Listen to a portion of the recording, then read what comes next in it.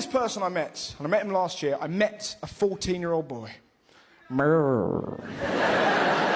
His parents sent me an email saying that their son was battling with cancer. Would I come to see him? I said, yeah, of course. So I went to see him, and he was really funny. Properly funny. He had an iPad of my favourite jokes on his iPad, and he was going, like that, that's very good, very good, very good, shit. Good, shit. It was like Tinder.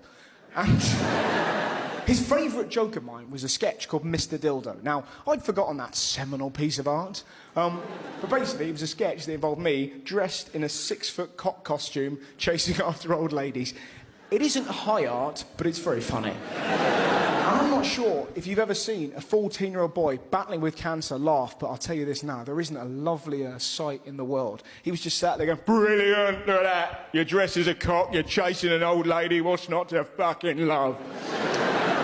He had an amazing sense of humour. His entire family did. I guess if you're dealt a card that vicious, you sort of adapt and you become funny.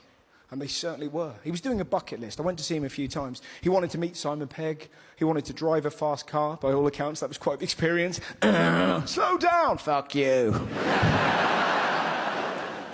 And he wanted to meet me.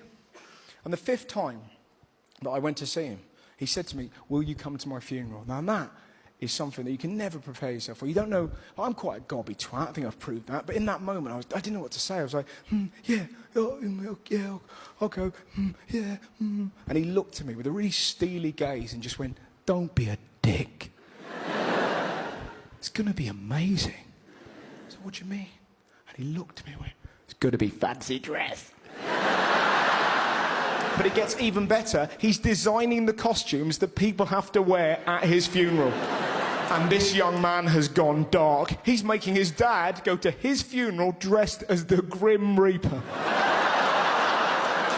How amazing is that? It gets even better. If anyone coughs, his dad has to lift up his scythe and point at them.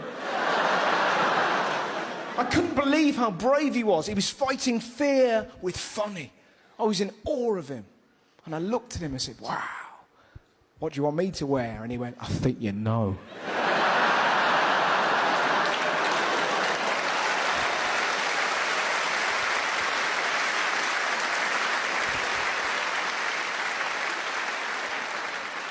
Not sure I do. Oh, I think you do, Mr. Dildo.